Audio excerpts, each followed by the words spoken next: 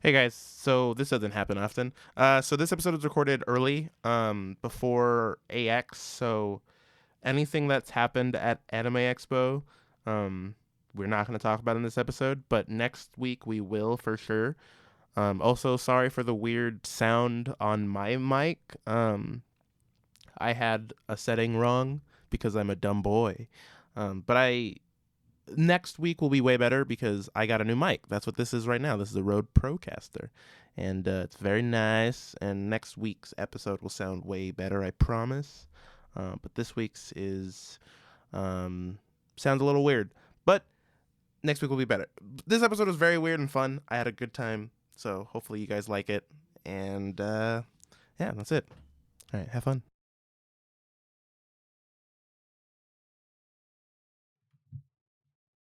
It's too loud in my headphones. Oh.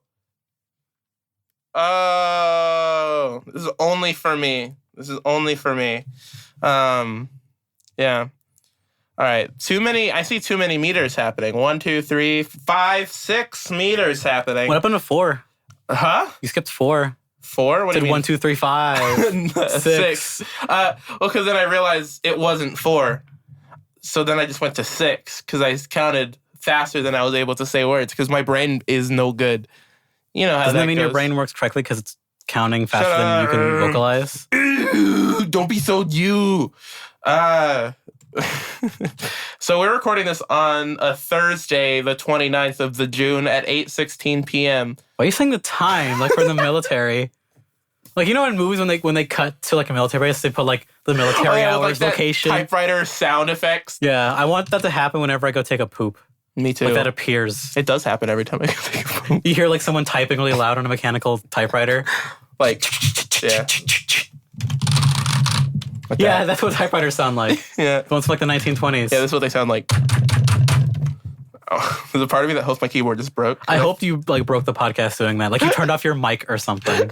Just like computer off now. You turned on auto-tune. Yeah. I don't even have auto-tune. I have Wavetune, which is like, I have Wavetune real time, which is pretty much auto-tune. You should get a vocoder program. I have a vocoder program. Which are a fucking nightmare to get. I have Morphoder. Finding a program that does vocoder that is not like pre-built settings on a different program is a goddamn nightmare. Yeah, Morphoder is actually pretty cool. But the problem is, here's the thing. My Pro Tools doesn't recognize my MIDI controller for some reason. And it's really old, and I can't find anyone on the internet that has this one, so I can't like. That is why doing audio sucks. It does suck. As a hobby or as a job, it sucks. Yeah, there's too much gear out there that no one has. That no one knows how to use. Hey guys, if you have a Chord Control 49, hit me up. Okay.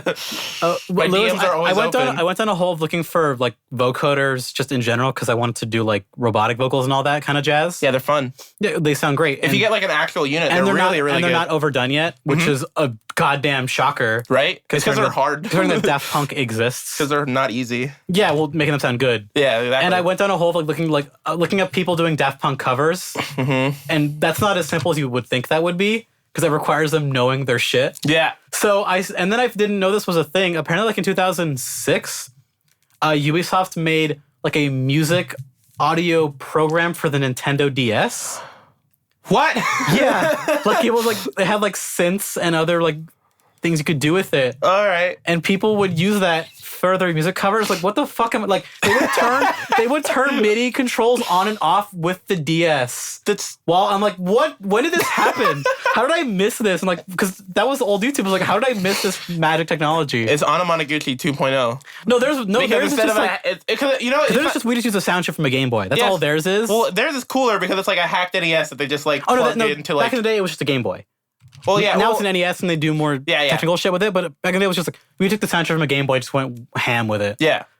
And then now it's like... Either way, that was cool. Yeah. It's not cool when Ubisoft is like... But it was like, oh, hey, me in 2017. Do you know Ubisoft made an audio program for the Nintendo DS? And the legitimate musicians use that for a little bit. Hold on, can we like say it into terms that people in the 90s would understand? So like a video game company made a... Well, no, because Mario Paint exists. Okay, you're right. Do you know what that is? Yeah, I know what Mario Paint is. Yeah, that already existed. Like, yeah, you're right. Games that make music already were a thing. Yeah, but it's... What about the classic Color a Dinosaur? I don't know that one. Yeah, the famous video game musician boy Tommy Tallarico worked on that as one of his first games. Oh. He did the music for Earthworm Jim. Okay. He's also the guy who made video games live a thing. Interesting. If you know what that is. I don't. It's where they get a symphony. And is that like Xbox Live meets Ubisoft? No, it's when they do Uplay? live video game music, and Tommy Tallarico organizes it every year. That's fun. That's what they do. That's what they did. Like live covers of like Snake Eater and like orchestra shit. I love eaters. Do the intro, boy. Hey guys, this is the last episode. 4.5 minutes in. Do the intro. Hey guys, hold on. It's not big enough. Let me quickly make a big counter. What's not big enough? Your intro? No, the counter. Oh, the counter? Yeah, I'm turning the counter. There you go. Can you make it like the 24 counter? The what? You know the show 24? Yeah. Where it beeps every second and the audience can hear it? Yeah, okay. Edit that in. I won't. Every other second, edit in that beep. I'm making this as big as no one can see this. This is only for us. This looks really bad. It's so bad. It's so bad. I'm still going. Why do you have only the milliseconds on the screen? There you go. Perfect. We'll leave it like It's making my eyeballs hurt.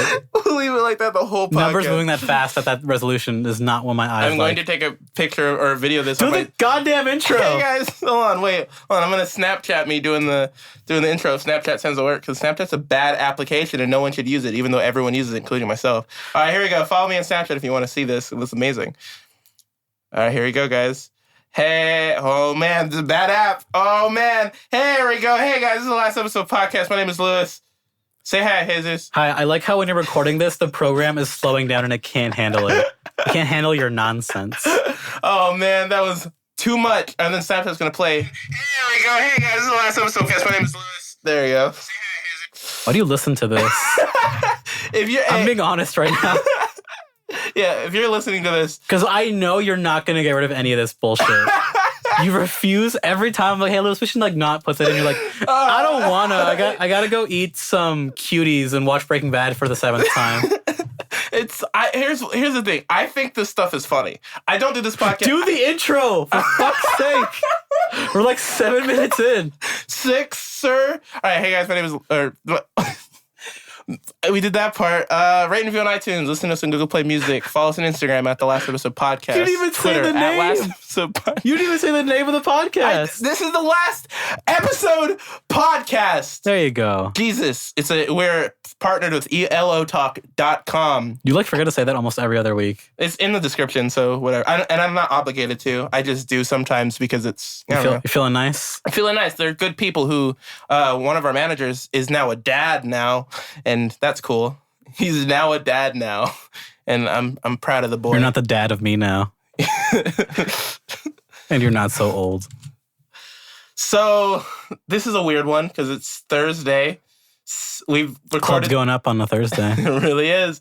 Because we just What happened to that guy? He died. The guy who wrote that song. He went to Sweden and died. He's hanging out with Notch. All right. No, never mind. I'm not going to talk about it. We're not going to talk about it.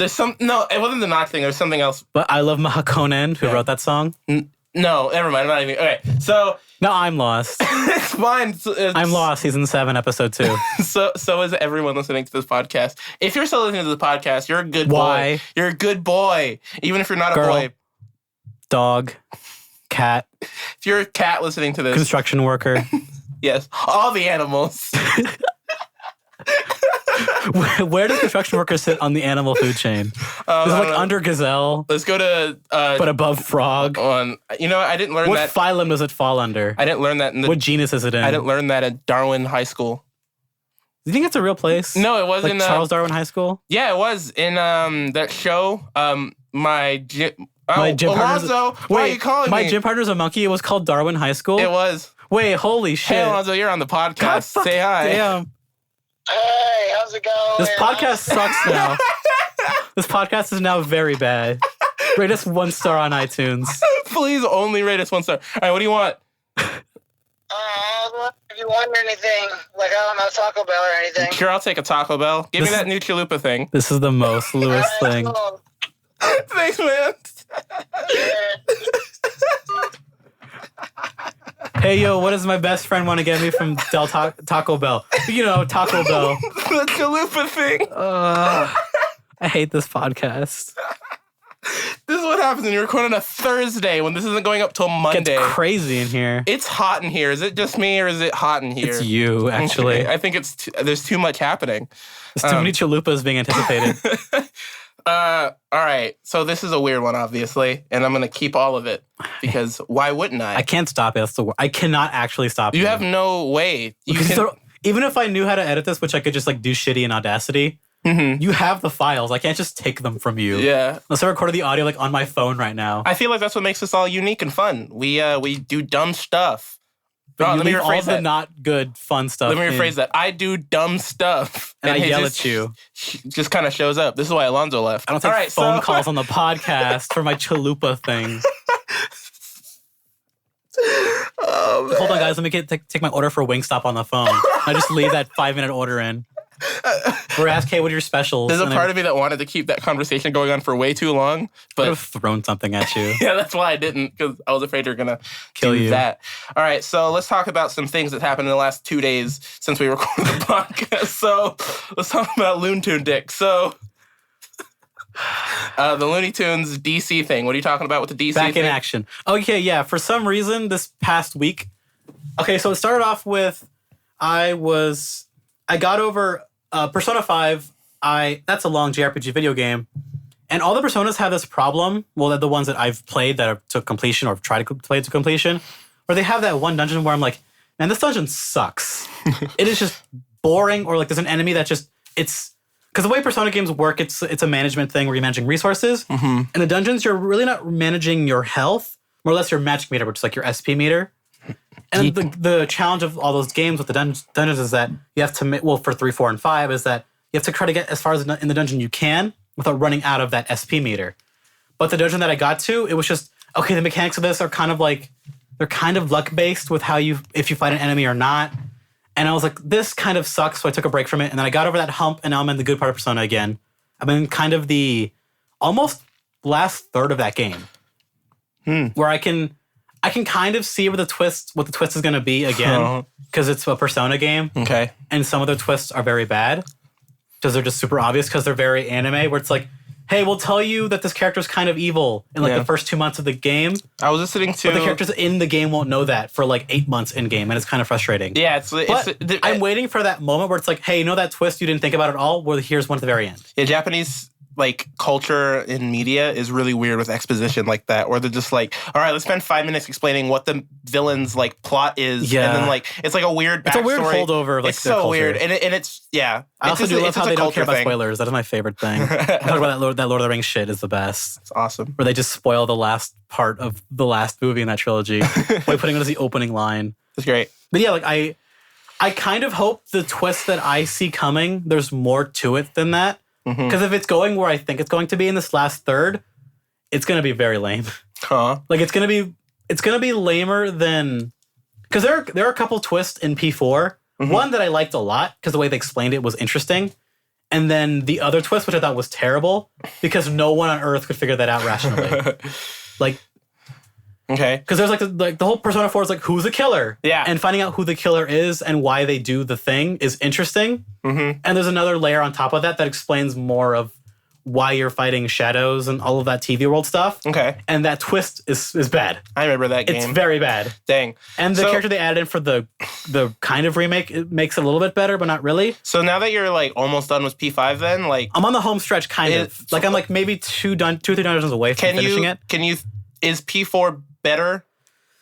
Or where does this rank in terms of the other Personas? Because you played them all, right? I have played all of them. Yeah. Except for Persona Q, because fuck that game. All right. That game's just Etrian Odyssey, but with non-canon fanfiction story. I'm sorry. I also have not played P4 Dancing All Night, which I really should at this point. Is that a game? Yeah, it's a rhythm game. I mean, I know it's it canon. exists. It's totally canon, by the way. No. Because it takes place after Persona 4. Sure, why not? Because the fighting games are canon as well. Yeah, I knew that. Which are great because they have characters from P3 come back as older people. And it's the coolest shit. Interesting. Because I get to see my man Akihiko without a shirt for the whole game, and I'm very happy about that. So, where do you rank this game? P5? Well, combat, it's far and away the best. Okay, yeah, everyone talks about that, yeah. Speed and the way it flows. So I'm watching Alonzo play it all the time here. Really, here. what makes a Persona game good are the new Persona games interesting is how much you enjoy the social links. Okay. And it's kind of objective, but... Or subjective. Subjective or objective? Subjective. Okay. Because it kind of depends on what type of personalities you enjoy, what kind of tropes you can kind of get into. Is it like, do you like friendship? Do you like brotherly love? Well, no, that's more like the theme stuff, but it's more like, do you enjoy a character that is, okay, I'm good at this one thing that I don't try. Like there's a character in P5, which I'm not even going to say who it is, because I don't want to ruin like who it is, but it's like, yeah, okay, it's the character, one of your buddies. Okay. She's talking about like, okay, I'm good at, it's like, okay, I am always perceived as this. Mm-hmm. And I know I'm perceived as this, but I want to get better at X. Okay. So can you help me be better at X? Got it. And you kind of spend their time helping them with X, a quality that they want to improve. Some characters are like phone. That. And then... I made that way worse. Yeah. But then like the twist of... Because there's a character in P4 and P5 where they're a party member, but they're like, I don't know who I am. Where did I come from? Because they're not a human. Or they're just like a weird thing that you meet. It's like, I'm part of your party. Is that the cat thing? Yeah. Okay. It's like, am I a human or what am I? Yeah. And that character, that storyline I think is boring. But I like Morgana a lot better. So like the stand-in's like, the first boy you meet, he's my favorite. Okay. Ryuji is my favorite. So I love Ryuji so goddamn much. So that doesn't really answer the question. Is this can you answer that question? Of like your main party they do with their social links and just also in-game cutscenes. And with gameplay, which is a good thing that they managed to do it, they really make this feel like you are a team of people who are good at certain things. They make that work a lot better. Okay. Like the whole angle of P5 is like you're all outcasts. And they kind of some of them are like it feels like kind of a little simple how they're written to become like an outcast in your party. But them interacting as a group is a blast. Cool. But some of them, like Ryuji, works really well as like a solo. Like there are characters that in this game that, in most Persona games, I don't enjoy on their own in their social links. Like a lot of the main cast, I like them on their own. Like the development of their social links actually does make them more interesting to spend time with, because most of your time is spent hanging out with them or doing social stuff. Persona from Looney Tunes? I was talking about games and what I've been doing. Because I put a lot of time in that just to get, because that dungeon took me like 10 hours to get through. Okay. It felt like that because it was just, I need to get past this hump so I can finish this game. I was like, okay, I just finished this dungeon. The next dungeon's coming up. I don't want to get into it right now because I'm like, I just did one that I hated. I kind of need to take a break. So I was like, I need to play another game. Yeah. And I've been watching a lot of Tekken 7, Injustice 2, and Guilty Gear Xrd Revelator 2 I don't footage. know if I... Okay. All of those games. I watched it because a lot of fighting games have come out this year, actually. Yeah, Tekken's... I don't know if I like Tekken 7 yet. It's, you like it or you don't. It's Tekken. Tekken's the same game. Well... Every Tekken game is the same game. Yeah. They just evolve differently. You know, that's probably why Tekken is like... Tekken and... okay, not Dead or Alive, because Dead or Alive... Oh, Virtua Fighter, because Dead or Alive kind of killed Virtua Fighter in a way. Are games that are built on legacy. Where if you play them through all these years, your skills totally carry over. Yeah. I know people who've been doing the same combos with Heihachi since 1999. Yeah. That's probably why I'm kind of getting bored with this one. My favorite Tekken still, I think, is... I've had the most fun in 6. In 6? I have to say it's from a Tekken perspective, that's like one of the worst ones. You pick like the worst game to argue which one's your favorite. I'm not saying I'm not saying it's the best one. I'm just saying I put the here's why it's my favorite. It's because I put the most time into it and I have the most memories of having fun in that game. Yeah. I think my favorite one is probably 3. That's considered like the series highlight. Yeah, Tekken 2 and Tekken 3 are like the highlights. Yeah, Tekken 3 is amazing. Tekken 3 is great. And Tekken Tag I think is the most fun. Which one? The first one? 2. 1 and 2, but I spent way more time in 1 when I was a baby boy. Okay. I played a lot of Tekken 3. That much time in 1. I played a lot of Tekken 3, 5, and Tag 1. 5 is... I don't like... Because I played 5 in arcades only. Got it. Only in arcades, because that was the only one that they had in arcades. I think available. I played 5 on every single way to play that game. I think I played it all... That's weird. From like the PSP to like emulators. Yeah. I played on the PSP... What, is it on PS2? There was a PSP exclusive Tekken game. Tekken 5 and Tekken 6 were on the PSP. But they were on the PSP. Yeah, but they're that's so strange. Dumbed down versions. I played both of those, but for Tekken 5, I played every single iteration on whatever console it is, on arcade, to all the emulators I could possibly do on PC to like my phone, like emulator PSP on my phone. Like I play Tekken 5 in every possible way. Yeah, so I was looking through like, okay, I want to pick up a fighting game because I haven't picked up and tried to actually get it. Yeah, play to a fighting game. All-Stars. That's a good game, right? What game? PlayStation All-Stars. That's not a fighting game. Neither is Smash. Okay. Oh man, like we could be here all day. I can't argue with you. I could be here all day talking about that shit. Yeah, you can argue with yourself on that one. I don't even want. I have no opinions. I don't even want to get into that shit. I never really played either of those games, so they're fun games. They're not fighting games. All right. Anyways, I'll leave it at that. So what have you been doing? So I was like, okay, I could either get into because Street Fighter V was not doing it for me, and for a lot of the FGC, it ain't doing it for them either. Okay. Because it's kind of a low skill ceiling and it's not that fun to watch really. So I was like, okay, if I want to get into a fighting game, like actually learn it, I have Injustice 2, Revelator 2, and Tekken 7. Those are the only ones that are newer that are going to have semi-active communities. Okay. Revelator 2, because it's in the anime, well, I'm just called the Air Dasher type of fighter. It has a community that's smaller, but it's always going to be there. Tekken 7, it's full of people who've played that game for like a decade and will kick my ass. Yeah. And I've never been really... I only ever... 3D fighters, I'm not great at. Like and Tekken... Tekken's not a... It is a 3D fighter. I guess, yeah. You're in a 3D plane. Okay, yeah, you're right. The hardest skill to learn in Tekken is the movement. You're right. Sidestepping and ducking. Yeah. That shit takes people years to get okay at. It's yeah. Like getting good at dashing and backdashing at the right time is fucking infuriating. You're right. It's being able to run people over. Like not even doing combos, just doing basic movement is a lot of work in Tekken to do it well. Because all of it's based on timing. Yes. And knowing every single character's little twitches. Because everyone has different things. Everyone's backdashes are kind of different. Exactly. Some people sway backwards. Some people just they duck and when they do their backdashes. And it's all based on knowing how that works. Yeah, exactly. And you have to know for every single character how they twitch. So you're like, oh, they're about to move this way. Because every character, there's a slight second or like milliseconds of delay between an action. So you can see like when someone punches. It's a limb-based fighter. Yeah. Which I love how it's, I wish they'd bring that gimmick of calling it a limb-based fighter. Is that what they call it? I remember Harada calling it a limb-based fighter years ago. Oh, interesting. That's a good name for it. Because it's kind of what it is. Yeah, I feel like Tekken has a weird rap in the sense because of, I don't know, it looks easy to play, but then you play it. Because some of it is. Yeah, well, when you're playing it against someone who's... Just play Paul and you win. Because you do his fist and then you do 20% of their health. Yeah, or just play Eddie and just like move. No, Eddie's like complex as shit. Well, no, but Eddie's... But you can mash buttons and do okay. That's what I'm saying. You can... But man, Eddie players... I've been watching some real to Eddie players. They're a fucking nightmare.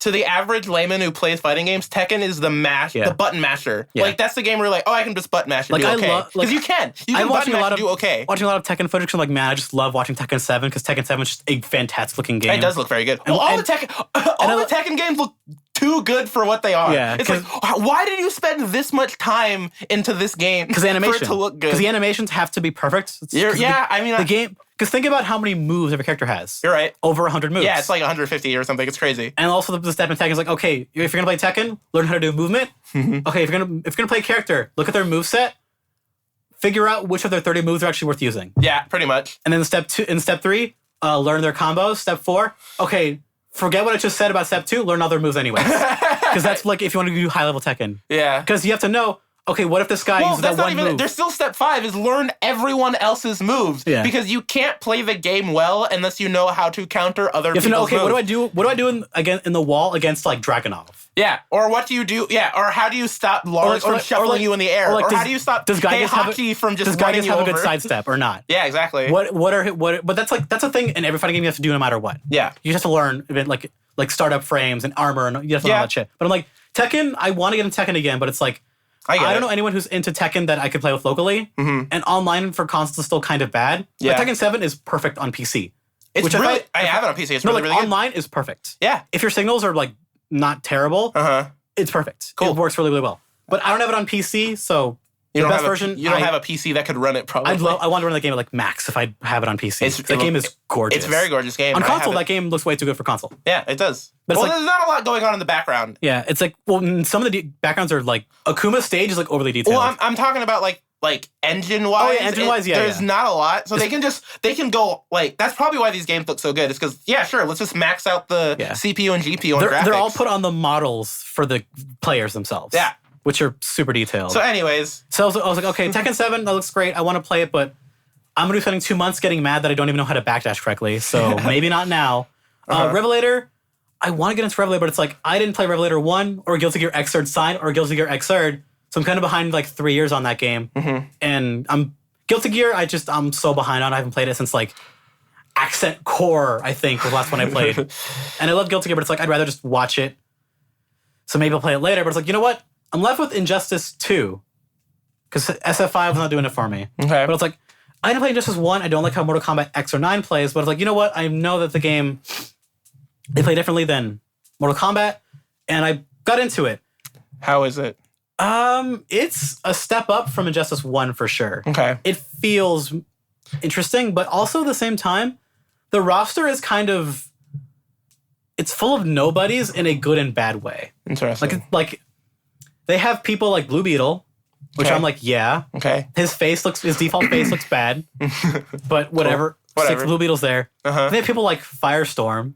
Okay. Which I'm like, who? Yeah. Because I don't know who Firestorm is. I feel like I know who that is. But then they added there's a lot of fire-related villains in the DCU, so I don't know. But then they put like Flash Rogue Gallery people like Gorilla Grodd and Captain Cold. I don't know. And I'm like, I know Captain fuck Cold. yeah, they put Captain Cold in here. Because Captain Cold, even though people said, why'd you put him instead of Mr. Freeze? Yeah. Captain Cold's a more interesting villain. Because the thing is, I will never kill someone. Well, also, yeah, that's also interesting. But also, I feel like we've seen every single angle that Mr. Freeze can go into. There's not a lot of them. Yeah, and Captain Cold, because the main thing is like, I'm sad, my wife is dead. Yeah, or my wife is frozen. Like they did it the best when, which we'll talk about the Batman animated series, and can never top it. Okay, so that sucks because they can never top it.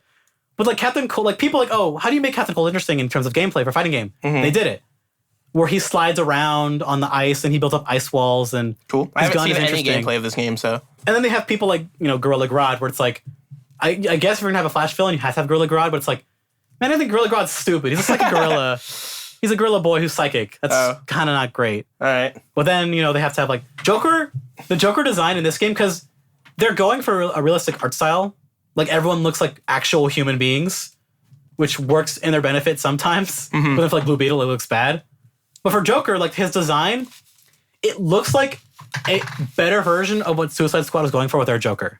So I think I've seen what Joker looks like in this game. He has like long green hair on one side, and instead of like the tattoos on his face, he has like anarchy written on his chest and blood. Yeah, like it looks better. If they're going for like an urban, newer looking version of the Joker, I like this one better. Yeah, I agree. But then, and I do like how Harley looks in this game. I can't remember what Harley looks like on top of my head, but okay. She looks better in this game. Cool. But then it's like, they put my boy, when I found out they put in Scarecrow in this game, I went, wait, what? And then I saw him and I was like, okay, no, I'm going to be maining Scarecrow. Because his gimmick, for the way, because think about it, they have to make Scarecrow be able to fight people. Yeah. Scarecrow is just a scientist boy who wears like a bag over his head. How do they do this? And he has fear gas. Yeah. So the way they do it for gameplay and story, they have him turn the fear gas on in the beginning of the match, and he transforms like a big monster. And everyone was talking about like, he looks like, okay, Superman. What? No, he's like, who Black Adam is? I know Shazam, that guy. Yeah, he's in this game. Oh, sure. And because the best part about the Injustice and Mortal Kombat games is that NetherRealm Studios does really good character interactions where like every character will have different quips, but multiple lines every time they have a fight against each other. Honestly, that's not that. Other games don't do that, and that infuriates me to no end. There are a lot of games that do that. No, not voice, where it's like interesting dialogue. I disagree, but Street Fighter doesn't do that. I guess for fighting games, yeah, fighting games don't do that. Fighting games never do that. Okay, yeah, I can agree with you on a fighting game. That's what I mean. Like, other games do that, sure, but like not fighting games because the work they don't want to do it. Yeah, the best I ever got was like Marvel vs. Capcom 3, where they had like the win quotes would change, but they're just text. That's easy to write. But they never have like 3 different spoken lines of dialogue conversation for mirror matches. Like Black Adam has he'll meet up with Black Adam and then he'll talk about what do gods fear the most. Okay. And then Black Adam will say a thing and then he'll say another thing. And that's it every time. Cool. But they have like 3 different variants of that for every character interaction. Okay. And that's cool. Yeah. I love that detail they put in that game. And it kind of makes the game feel fresh. That's nice. Because it'll even...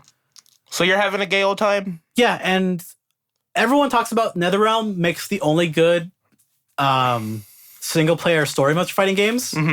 And that is very true because Street Fighter V was forgettable at best. And Guilty Gear, those games do have good story modes. Well, the Arc System games have good story modes, but they're just visual novels. And when they're not that, like Guilty Gear Xrd Revelator 2, God, these fucking names. Yeah. Rev 2. Good Apollo and Burning Star 4. Has a good one. It is just an 8-hour anime with fights in it. It is just an anime. Yeah. But it's the way they do it in Injustice, where it has that cool thing where it's like, we'll have a cutscene in a location and they'll transfer to the fighting game engine in mid cutscene. Mm-hmm. So like they'll be having an argument and then they'll do a camera pan and it'll cut to them talking in engine in the fighting game engine. They'll still be doing their quips. Cool. And it's really so nice. It's just like very smooth transitions. Yeah, it's very smooth transitions and it feels, the story's interesting. Cool. It's better, it feels more grounded, even though it's a little more simple than Injustice 1, where it was just Joker tricked Superman into murdering Lois Lane with their baby. Yeah. And he nukes the planet a little bit. See, that sounds cool. I remember... the comics got dumb. See, that's the thing. I remember... Yeah, I know Alfred about this. dies. See, I remember... Fighting people. I remember hearing the plot for Injustice. The setup is cool. And I'm just like, that sounds cool. The setup for Tyrant Superman is cool. Yeah. I like it when they do cool stuff for Superman because it's not easy to make him sound cool. It's hard and they made him sound cool. That's why they've been to write him better. Recently, they've just been taking away more of his powers. Oh, yeah, no, that's the thing. Because it's easier to write when he has vulnerability. Yes. So they've been doing a better job with that. Well, what they do is they just like, oh, emotions. He still has that. Let's hurt him that way. His whole thing was like, okay, he's like the hero to most, but it's like he's still a human. Well, he's an alien, but he acts like a human. He has emotions. Is what it is. He has human emotion that it's hard, he can inflict it on things. Yes. But then, but you can only go so far with that because it's so like, what yeah, if you we turn him get into someone who wants to kill people for justice? Mm-hmm.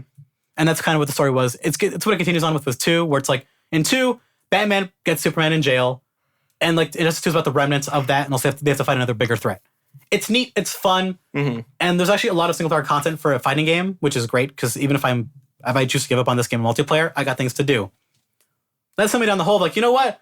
I've been hearing rumblings about a weird crossover that DC's been doing with, of all things, Looney Tunes. Yeah, okay, here we go. And 20 minutes in, let's talk about this thing. Yeah, and there's a bigger list, but I wrote down a couple of them that I want to check out. Okay. But I ended up reading with some people online, because the way it works, like, okay, they'll do a character and they'll cross it over with another character. Okay. So like one of them was like Jonah Hex and Yosemite Sam, Martian Manhunter with Marvin the Martian. Yeah, that makes sense. Lobo and the Roadrunner, which is fucking crazy. But the one that I read was Batman and Elmer Fudd. Wait. That one I think has been going around the most on the internet. But I don't know about this at all. But what I was scared of is what they're going to do, the thing where it's like, oh, they're going to have Batman be like gritty normal Batman. And they're going to put like, wacky acne people. Yeah. And they don't do that. Oh, what do they do? Instead, they have the Acme people, like the Looney Tunes people, like they're people. Like they're just people that live in Gotham. Okay. Like Bugs is a assassin. Okay. He's a hitman for hire. Uh-huh. Yosemite Sam is like a black Southern dude in a bar. That's fun. And Porky Pig runs the bar. All right, sure. But he stutters as well. All right. But they keep some of the weird Looney Tunes quirks in it, but they keep it all deadpan, straight-faced. We are serious about this. And it works really well. Like Elmer Fudd, you know how he has the W's when he speaks? They keep that in his dialogue. That's cool. But they have him speaking serious dialogue. So, okay. They do some of their famous quotes, but in a darker tone. It works way better than it has any right to be. That's awesome. And the last panel of this, it's one issue. The last panel, is it only going to be one issue? It's one issue. They're like one shots. Okay. The last, like the art for it is incredible. The last panel with Batman, with 3 of the main characters, is incredible. Like I want it as a wallpaper. The art is so good for it. Okay. Because they redesigned everyone as like people, but they look fantastic. And there are some like there's funny little jokes where they have like there's a menu in the bar and they're like references to Looney Tunes cartoons. They have like Chuck Jones Avenue is like a street sign they have in the bar, like little fun stuff like that. But my favorite detail, there's a fight scene with Elmer Fudd, and his sound effects, they change it to have like W's in it. like boom. But it's all taken seriously. The jokes are there if you just know, that's kind of weird. but it's all played straight. That's awesome. And man, it is fantastic. It's kind of like the Portal thing where it's just like there are so many jokes that like GLaDOS does, but like in universe, it's like it's not funny. Yeah, but if you're not paying attention, and like because from the outside looking in, through, it's like because whatever. we know what Looney Tunes is. Yeah, so it's kind of funny, but in universe, it's like deadly serious. Like that's great. Like it's really. It doesn't deserve to be good. That's cool. Whatsoever. I've not read any of the others, so I can't speak about their quality. I've heard like the Martian Manhunter one is interesting. Because I wanted to read that one. I'm like, wait, Martian Manhunter and Marvin the Martian? That sounds hilarious. That sounds great. But yeah, just Elmer Fudd and Batman. It's like it's a revenge story.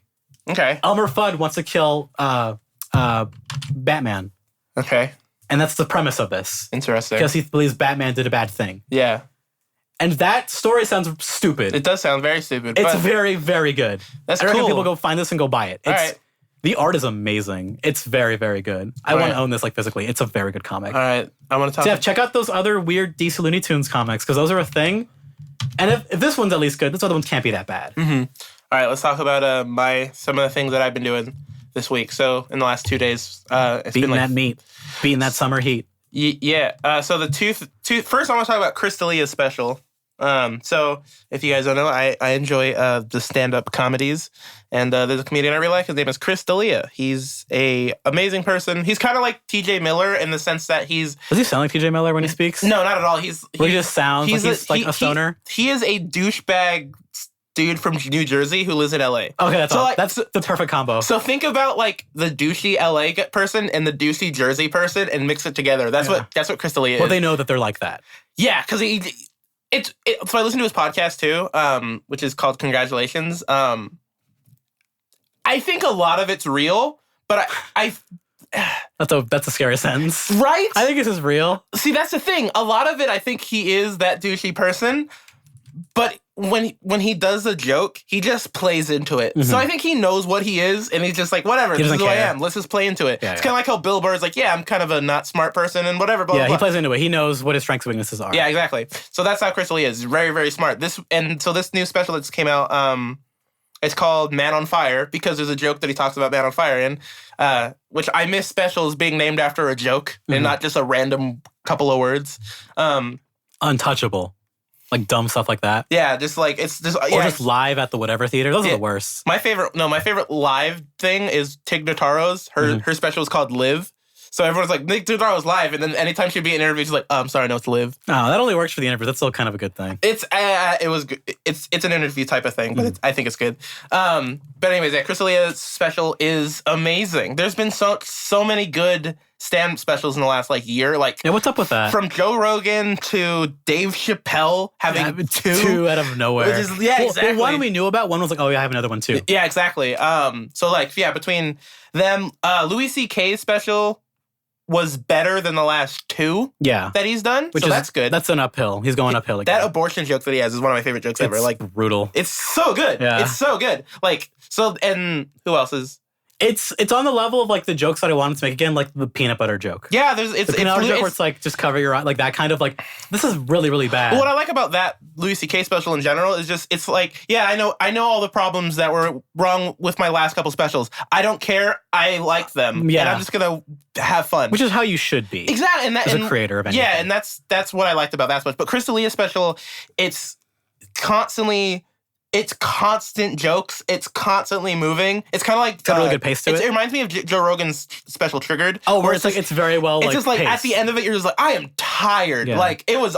You've had so many ideas thrown at you. Yeah, so many. And then it's funny because Chris D'Elia laughs at his own jokes. So him trying to stop and hold on, guys. Hold on, I got this. And then it's just little things. Do you like when comics do that, or does it depend on the comic? It depends on the comic. Chris D'Elia does a very, very good job at it because... he's so fast. It's okay, there's a time for me to breathe. Let you breathe, let me breathe, and let's keep going. Yeah. That's what it's for him. I don't know if he does it on purpose or not, but it works. But it's a Netflix special. I very much recommend everyone go watch Chris D'Elia's. Exclusive only, or can you buy it somewhere else? It's exclusive on Netflix. God damn. Yeah. It's on the internet if you know I can still watch it. Yeah. I do have Netflix somewhere. Yeah. In my home. People can find Netflix. Yeah. So go watch Chris D'Elia's new special because it's probably my favorite special from him. There's so many good specials coming out this year and this past 12 months type of thing, and it's It's awesome. It's a good time for comedy. All right, so I also want to talk about Vigimo game. Because you're playing one that is not the same 2 games. Yeah, I am. Thank Gourd. It's a little unknown game called Mass Effect 2. It's a little indie game. Never heard of it. Yeah. So I've never seen an N7 hoodie. No, I've never seen one. Never seen an N7 patch on a or like a little sticker on a car. I legitimately could not believe how many times I've seen the N7 logo in my young life. Yeah, it's like crazy. It's insane. It's how crazy. Everywhere it got. Yeah. After Mass Effect 3. So I played so I bought the Mass Effect 1 and 2 bundle on like Steam's winter sale, I think. Like the winter sale last year. Did it come with a DLC or no? It did. It come with it. Because the DLC for Mass Effect 2 I've heard is like one of the best. Yeah, it came with everything. I don't know if it loaded in correctly though. Because it's supposed to be, like, when it starts off the game, it should have, like, the DLC it's called, like, Genesis, and it should have given you, like a little 15-minute comic book of Mass Effect 1, which was what I was looking forward to. That was only for the PS3 version. I guess so. I didn't know that. Yeah, that was for PS3 only. Well, here's the thing, though. Because at the time when Mass Effect 2 came out, Mass Effect 1 was never released on PS3. Well, here's the thing. Is on the loading screen, or, like, on the main menu for Mass Effect 2, it says Genesis. Like, it says, like, Genesis. Like, it's an option to pick. 15-minute, whatever. But there's no way to load it in, and I haven't figured out how to do it. But whatever, yeah. I don't really care. I watch videos, and that's fine. Yeah. So I got Mass Effect 1 and 2 for, like, $8, which is obviously worth it. And then, like, a week later, Mass Effect 2 became free on Origin, but whatever. So it's, keep it on Steam. It's easier sometimes. Yeah, well, exactly. Well, I'm going to have to get Mass Effect 3 on Origin because it's not on Steam, but again, Did they take it off of Steam? It's never been on Steam. Okay. It's only been on Origin. I forget how old Origin really is. No, EA is stupid. But, so I played Mass Effect 1, and I tried to get into it, and the story's fine, and the gameplay... It's passable. It was clunky. It's just... I think that game was too old. I think the game has the problems that I've heard that Witcher 1 has, where it's too old now. Witcher 1 and arguably Witcher 2. Well, I've heard Witcher 2 is good, though. Witcher 1 has just subpar to bad combat, but it's really invested in that whole potion system. Okay. Like the mixing of potions and preparing for battle. Oh, okay. And they've lightened all that over time, for better, for worse, for some fans. Yeah. But Witcher 3 they said, hey, let's just do the kind of the Batman Arkham combat. Yeah. Make it less... Witcher 2's combat is... I like Witcher 2's combat. It's kind of like its own thing because it's more of like, hey, if you Witcher 2 is like a cool like ballet dance of like doing weird traps and countering. It's kind of fun. Witcher 3's is cool because it's more of like, hey, if you want to make yourself stronger, you can. They don't force you to do the potion stuff, which kind of sucks. That's kind of what those games are all about. They're all about prepping before combat. I see. That's the thing. You can tell in Witcher 3 it wants you to do that, but you don't have to. Yeah, if you just know certain things, you don't really have to. Yeah. Which I've some people were not happy with that aspect kind of getting toned down. And so anyways, with Mass Effect 1, I just think that game is that was like their first game BioWare made where they did more action-heavy combat with it. Like they never made shooters before, for one. That was like their first shooter. That's not true though, because they did Knights of the Old Republic. That wasn't a shooter. That was like a turn-based RPG. Well, you're right. Okay, well, here's the thing. So, they never straight up like a third-person action game like this. You're right. Now, like, and it's kind of like Jade Empire, which the game's not a great action. No. That game was also really weird for the time. It's very weird. Okay, so playing KOTOR, like, no... I should really play KOTOR one of these days. Because IG-88 exists. You don't even need to play the second one. You don't. Like, really? You don't. I've heard they're kind of worth both playing. If you want... If you can get them to run on a PC. Because they're just old games. Yeah, exactly. If you can get them to run. But you can if you want. I just play the first one for sure because it's... I might just buy it on a console, like an Xbox original. Sure, why not? Yeah, who cares? Because I just want to see IG-88 call people flashbacks. Yeah, it's cool. That is the first thing I ever heard about KOTOR, and I was like, oh, that's the best. Yeah, that's the best. What's fun about KOTOR is that... Is that game's still not canon, right? Because no, nothing's canon. The wipe? Yeah. So what's fun about KOTOR, though, is the way the game works. It reminds me of Rogue One, where it's like, you're almost not even important.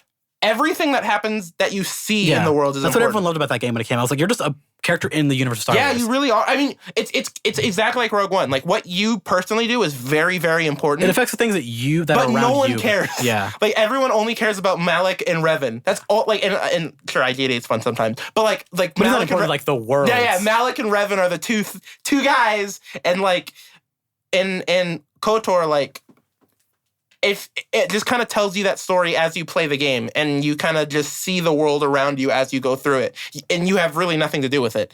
Yeah, it's an interesting RPG where you're not the main player. Yeah, which is very interesting for an RPG thing. So Mass Effect is not like that at all. You're the most important person. You're Shepard, and everyone's just like, oh my god, Shepard, you're like you're like Harry Potter, but like in space. Except not as badly where it's like you're the hero.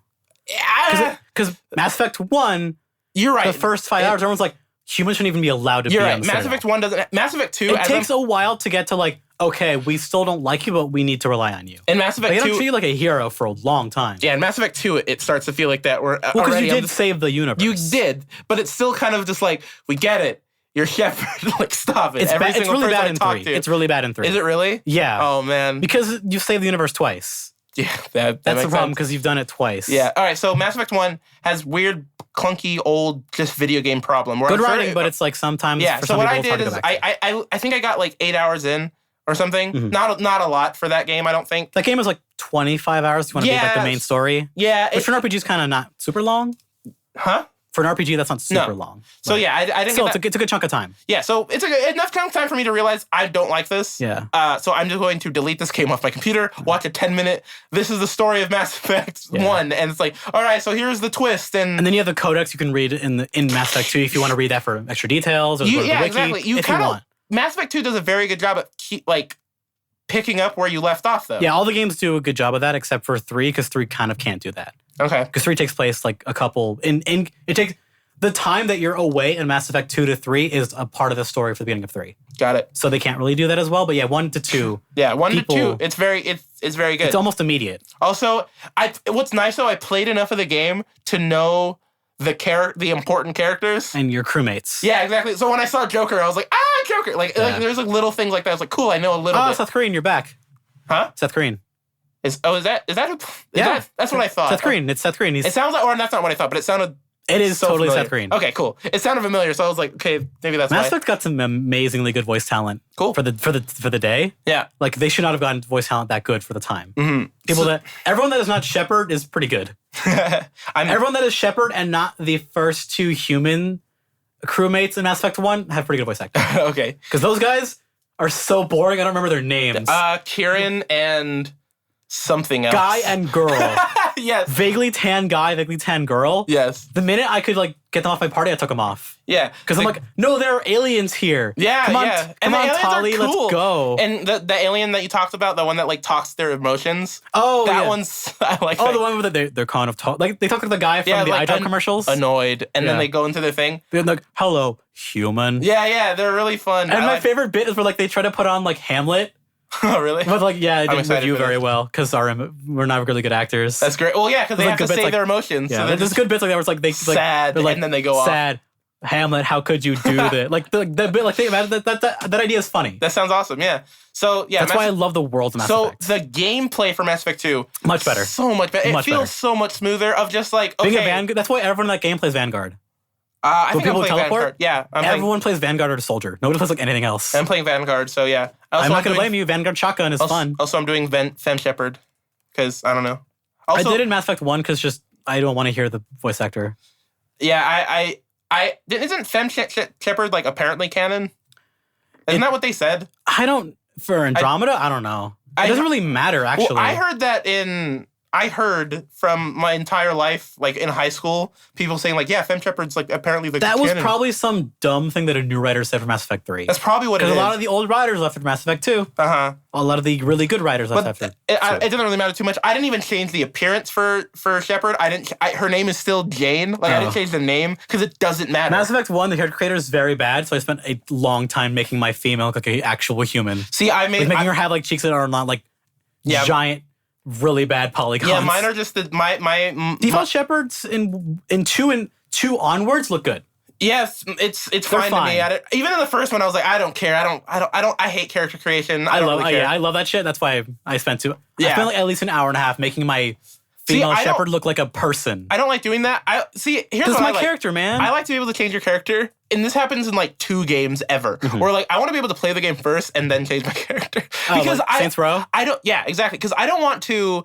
Well, I want to I don't role wanna play, motherfucker. Well, here's the thing. I want to play the video game. I don't want to Okay. spend an hour and a half prepping to play a video game. Yeah, you don't. But you can do that if you want, which that's why the option is there. If you want Exactly. to role play more, you can do that. Well, I feel Like that's what they ask you, like, what is your backstory? Yeah. Which I love that they do that. Yeah, I like Because this I too. write my own, like, if like I did that for Fallout New Vegas, you can write your own. Yeah. Like they tell you you're a courier, but everything else, like where you come from, who Yeah, you work exactly. for, you can just write that in for yourself if you want. Mhm. But I like how like they do change the dialogue of like, okay, what were you? My dad was a former war hero. Yeah, Like, or I or- was a war hero. I was a lone survivor. Yeah, I like think that little idea. Did you So- do Lone Survivor? Mine is. I think I did. So there's the two things, right? Is mine was a colonial person, right? You grew up on a Right? space colony, yeah. Yeah, space I colony. think mine I picked like I grew up on Earth and my dad was Yeah, like a see, the military guy. Earth person is always boring to me. Mhm. And then I also didn't want to do like I was raised in like the family military, so I was like, okay, I'll just do Yeah, the that other one's one. lame. I didn't Yeah, do so that. I just did the other one, and then I did the Lone Survivor Mhm. because that seemed like the most interesting Yeah, to me. And then I'm Because look playing, like, hey, how'd you go through that battle? and then I'm playing Shepard as a super sympathetic person. Paragon? You're not being a vanguard, not punching people? No, I'm being a very sympathetic. You're not going to person. punch that reporter?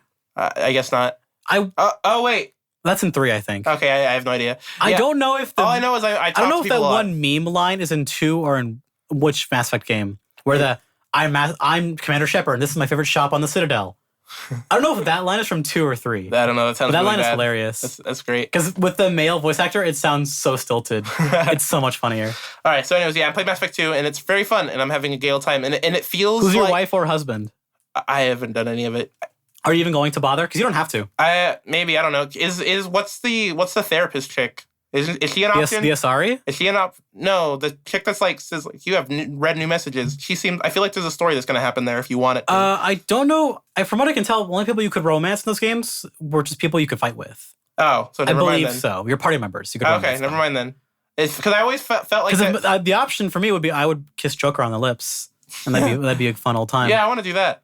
I like Joker. No, I feel like Joker's a fun friend. Sorry, Joker, you've just been friend zoned. I'm playing a female Shepherd, so It doesn't matter. whatever. I dated the Asari, so it's fine. Yeah, who cares? Because Asaris are really interesting as like a why they can date and procreate with any species in the galaxy. I don't like games with any of the romance stuff, so I might end up skipping it. You can skip it because some I of feel it's like not good. Yeah, I feel A like lot of it's actually the homosexual relationships Mhm.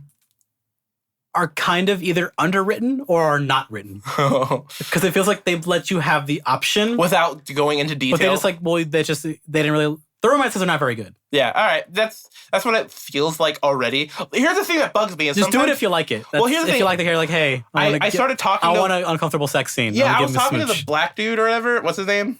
Black dude. The black boy. Oh, yeah. And The bore. Wait, I you mean the old guy? no, just your. Oh, they meant like the generals. Like, do you want to romance him? Yes, I would. No.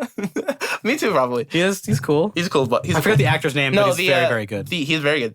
The guy that like fights with you. Other But- dark human. Yeah, other black boy. Yeah. So I accidentally like triggered romance thing and he got weirded out. That's funny. That's funny. I like that better. Because remember I'm trying to do my shepherd as a good boy. a good boy who wants to talk to people and Yeah. be good, and it just.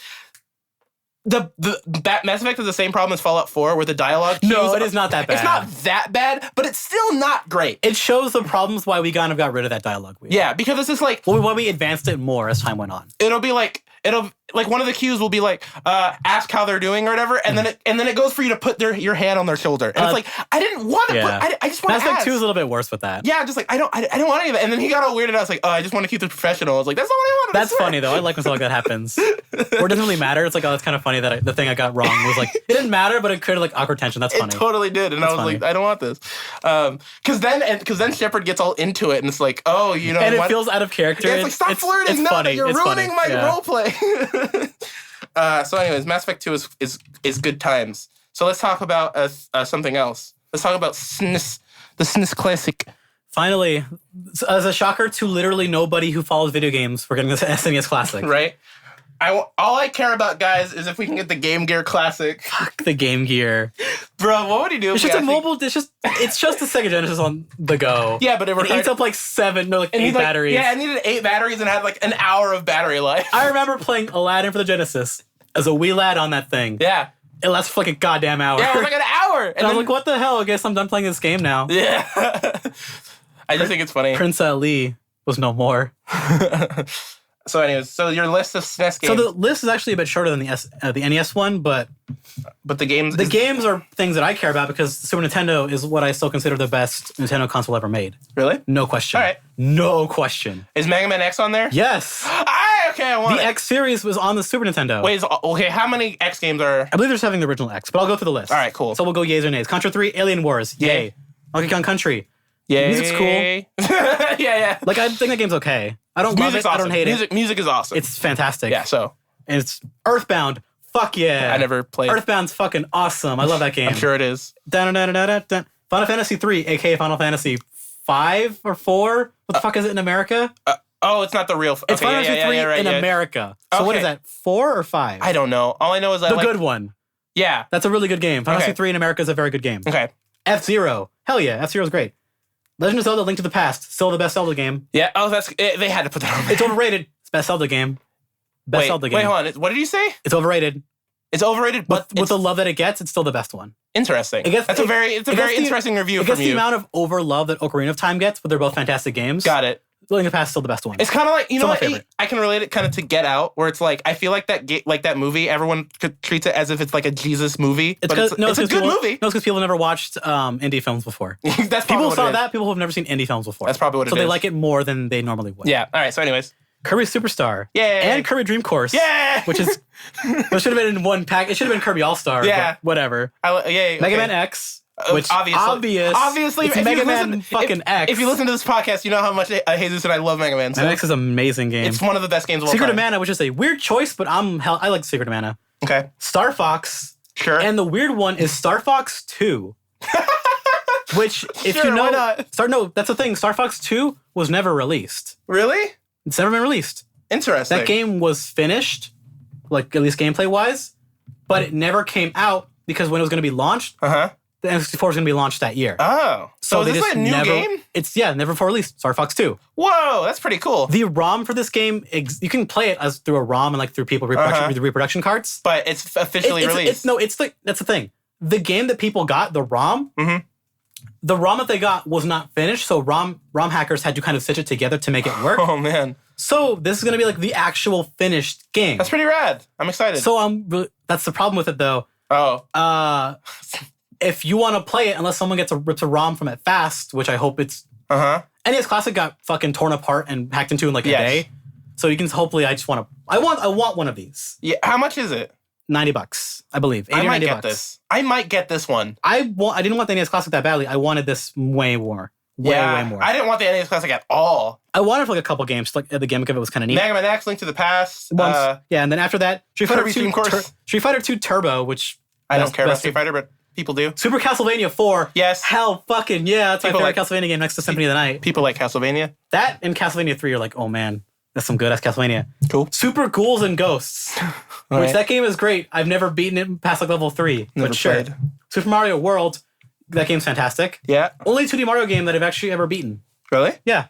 So I don't like 2D Mario very much. Yeah, I don't know. I like 3D Mario way better because I grew up with it first. Fair. All right. Super Mario 3 Yoshi's Island. Boo. I don't like Yoshi's Island at all. I know people love it. Yeah, I can't. I don't know if I played it. I hate the throwing the eggs and the baby cries. Okay, I know what you're talking about. And then it beeps like a siren. Okay. So no, not for me. So what else? Mario RPG Legend of the 7 Stars. That game is fantastic. Never played. Very good RPG game.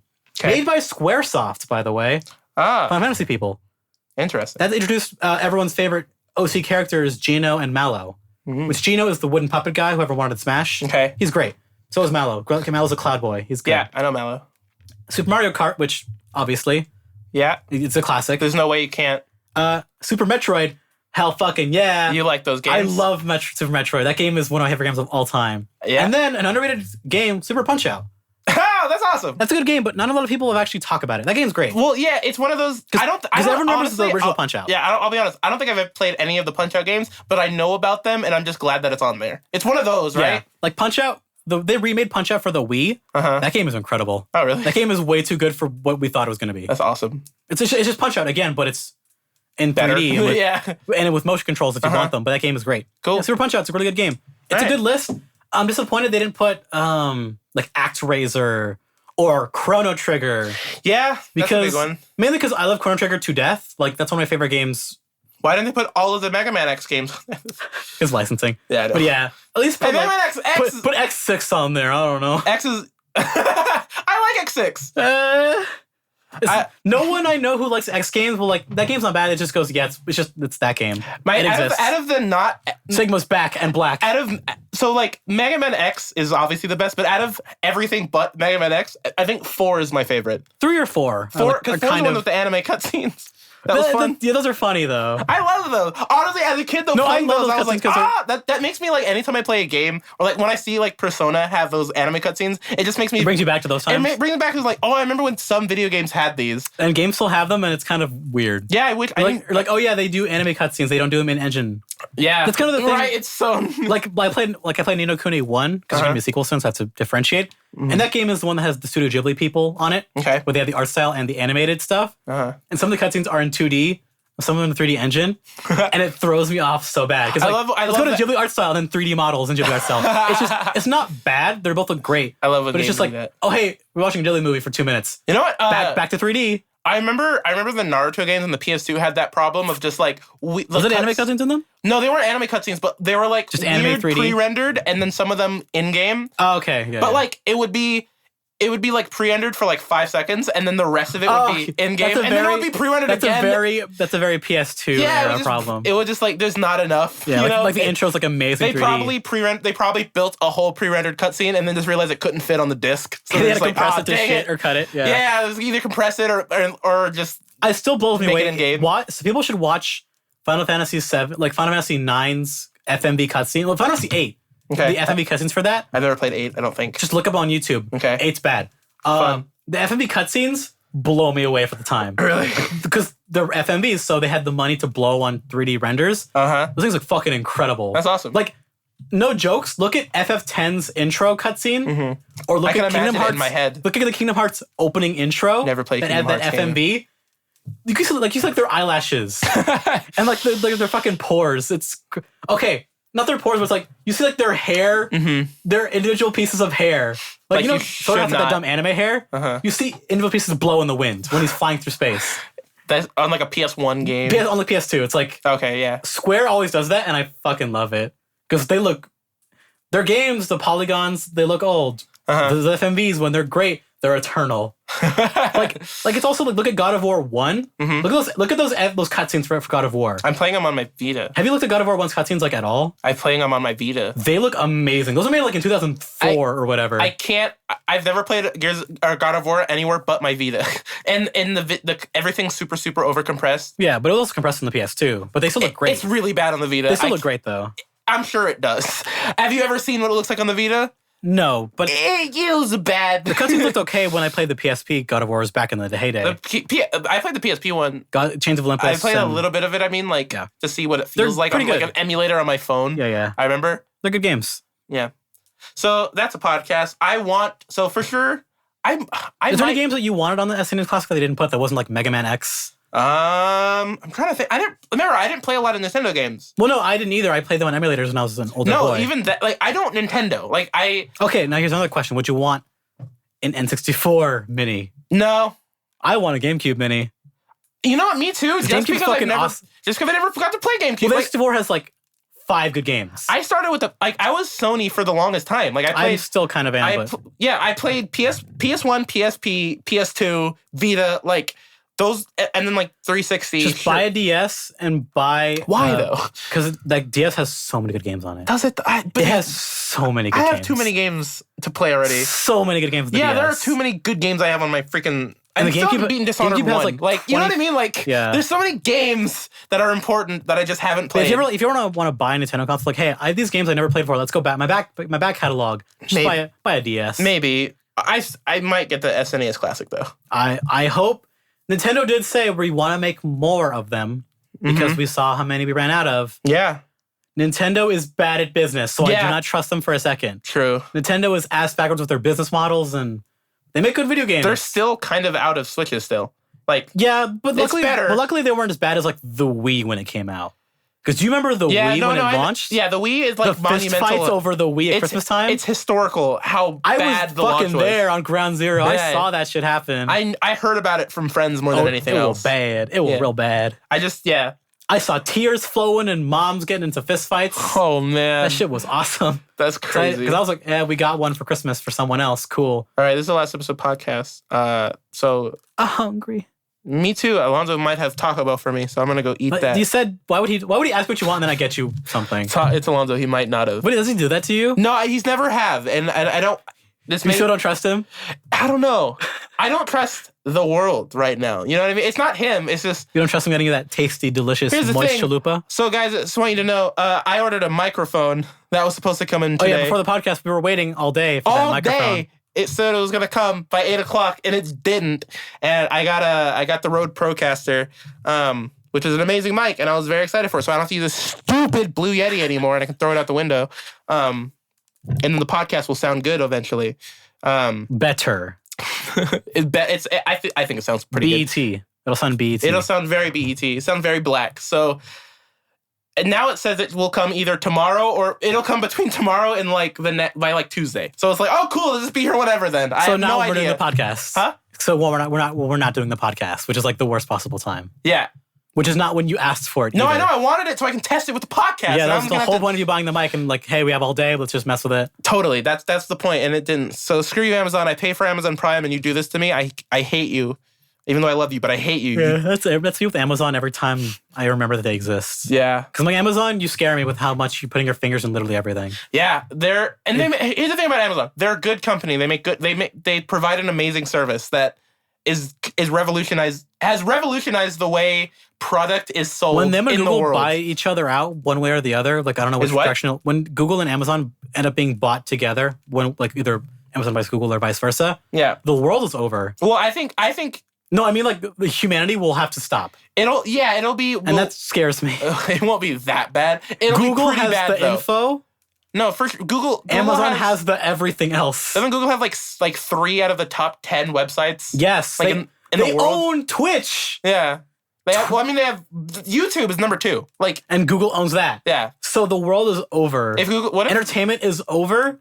Yeah. And services to keep human beings alive will be over. Well, I mean, we have like the big I bet you next year Amazon's gonna be like, we sell cars now. Yeah, we sell real estate in the next year. We're biggest going to die. See, the biggest like internet thing, like Google, Amazon, Facebook, and Disney. Disney's a weird one. I feel like because Disney's the Nintendo of the conglomerate. It really is because Disney always does well, but they have good faith with the public too. Exactly, they have blind good faith with the public. Nintendo, they do some shady shit all the time. Comparing Nintendo and Disney is actually a very good comparison because it's like I can see Disney also being there. Yeah. Like those are the big 4. Like it's just. They're their own outlier. They do whatever they want. They do whatever they get want. Away with They're it. so big. Because Disney's actually good at business as well. Yeah. They're actually really good at doing business. Wait, who? Disney? Disney's... you're right. Their weird ideas are usually built on solid business ideas as well. They're smart with what they do with their weird ideas. Like the cruise ships. Out of the 4, they're my favorite. Yeah, like if you look at their cruise ships, yeah, the technology that they've invented for those cruise ship gimmicks. I just hate what they've done with Disneyland with their model of like, but I don't know if there's a better solution. So like, because they realize there are too many people coming to Disneyland, we have to increase the prices so less people come. Yeah. But people are getting more money because the economy's not horrible right now. And Disneyland and they want to give you their money because they want to live out their dreams. Like you've pitched them for decades. But Disneyland can't support this many people, so they keep upping the prices to get people to not come. And they never put them lower, do they? No, they're just putting them higher. And it's frustrating as a person who loves Disneyland to see the prices go up like this. Yeah.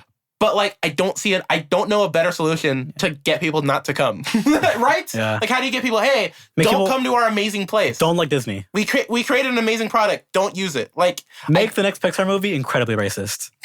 Just release what's the bear? Song of the South. Yeah, just release that in theaters. Just release that in theaters and just let everything burn for a little bit and then pick up where you leave off. And then before the movie starts, it says Disney endorses everything in this movie. Make it very clear. I want Walt Disney to come out from his cryogenic grave and be like, everything in this movie was my idea. Yeah. And I support everything that's in this movie. And then he does a Sig Heil and then he walks off stage. No, he does a Sig Heil and then he turns around. There's a slave and that he's holding a chain too. But it was like a normal guy, like in a business suit. Yeah. It just happens to be black. Happens to be black, but with chains. Yeah. And he makes him call him Masta. Yeah. With an A. Yeah. But he still has a smile on because black people love slavery according to that movie. They love Disney. All right. Bye.